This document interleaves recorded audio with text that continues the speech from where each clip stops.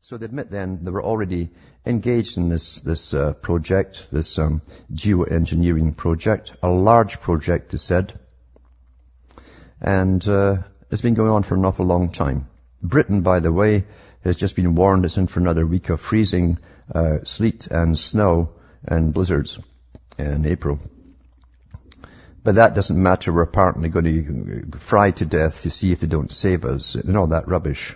Remember, there's different reasons behind all of this. What's interesting, too, in this policy implications of greenhouse warming, mitigation, adaptation, and the science base, it starts off with humans are the problem, right out of the Club of Rome, because they're the guys that dreamt that one up, and they're proud to admit it in their own book. So, humans, it's all to get us to depopulate. Mind you, this stuff too, it does mention in the writings in the book that the side effects, some of the side effects will be sterilization of the general public and increased death rate, which is to their advantage, it says. To their advantage. Yeah, that's what it's about, folks. No conspiracy site there. You can go into the government one and find it, their own website. Now, I've mentioned many, many times that you cannot watch television and let your brain chill out and just get downloaded. You can't do that. You never could do that, actually, because we've always been brainwashed by everything they put across there. Very clever people know your mind. They know how to entertain you and indoctrinate you at the same time. And it's really very old scams that they do, not just the ads themselves.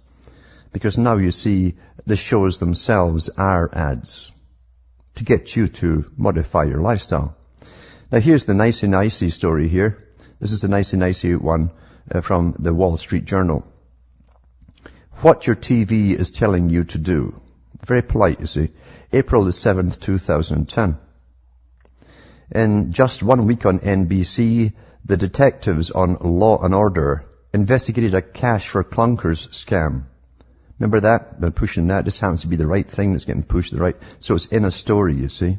A nurse on Mercy organized a group bike ride, because we're all supposed to go bike riding now, as the czar of transportation for the U.S. said that he's not pro-car at all. He's the first government that's not pro-car. They're not going to favor the motorist at all. They're going to start riding bikes.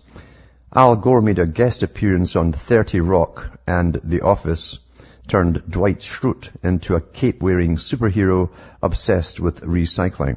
So these are for actual programming, not ads as you see them.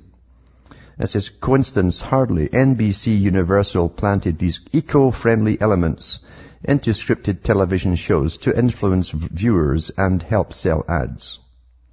The tactic, General Electric Company's NBC Universal calls it behavior placement, is designed to sway viewers to adopt actions they see modeled in their favorite shows. Well, guess where they got it from, folks?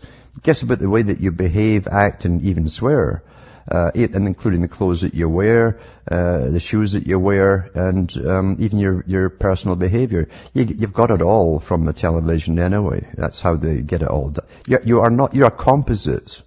You literally are a walking composite of what's been brainwashed into you by Madison Avenue and the television stations. That's what you are. It says it helps to sell ads to marketers who want to associate their brands with a feel-good, socially aware show. Unlike with product placement, which can seem jarring to savvy viewers, and there's not many of them, the goal is that viewers won't really notice that Tina Fey is tossing a plastic bottle into the recycling bin, or that a minor character on Law and Order SVU has switched to energy-saving light bulbs. People don't want to be hit over the head with it, says NBC Universal Chief Executive Jeff Zucker. Putting it in programming is what makes it resonate with viewers. TV has always had the ability to get millions of people to mimic a beloved character. And they have. That's what, you're a composite. So this article here is from the Washington Examiner. And I've read it before, as I say. And it was from the 15th, the 7th, 09. This is President Obama's science czar John Holdren to a controversial and amoral approach to the science of population by recommending mass compulsory sterilization and even forced abortion and or forced marriages. That's for the better types, the ones who wouldn't marry but they had the better genes. Forced marriages under certain circumstances. Now he's in there now. He's in there with this gang of collectivists at the top there who want to help their masters dominate the planet. John Holdren. His 1977 tome, Ecoscience, which he co-authored with Paul and Anne Ehrlich, also displays a revealing disregard for the institution of the traditional human family. Well, it says in that other book I read too, from the government there, their Bible, that the family had to be destroyed for this purpose. It starts to make sense eventually, doesn't it? I'll be back with more after this break. Hi folks, this is Alan Watt. We're cutting through the matrix. Reading an article. It's entitled Obama's Science Czar, that's John Holdren.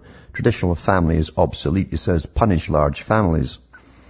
And he goes on to say here that radical changes in family structure and relationships are inevitable. They knew that, you see, because we're already under attack, again, through the media, entertainment, that never showed you a healthy marriage. Everybody's always arguing all the time, and it was just chaotic and so on. This is whether population control is instituted or not. Inaction attended by a steady deterioration in living conditions for the poor majority will bring changes everywhere that no one could consider beneficial. Thus, it is beside the point to object to population control measures simply on the grounds that they might change the social structure or family relationships. Well, he's saying they're kaput anyway, because they're making sure they were kaputs. And that's happened, so they're going ahead. Holdren, with a blithe, of course, encourages governments to wage an effective war on the family in America. It begins with the abolition of pronatalist policies and continues with their complete reversal. This is what he advocated. He's in there now, folks. He understands what they'll put in at the right time. This is the right time to put them in. Their masters know what they're doing. It wasn't the voters who put these guys in. I hope the people out there realize that. As United States taxpayers know, this is what he says, income tax laws have long implicitly encouraged marriage and childbearing. Such a pronatalist bias, of course, is no longer appropriate. In countries that are affluent enough for the majority of citizens to pay taxes, tax laws could be adjusted to favor, instead of penalize, single people, working wives and small families. Other tax measures might also include high marriage fees, taxes on baby goods and toys, and removal of family allowances where they exist. Other possibilities include the limitation of maternal or educational benefits to 2 children per family.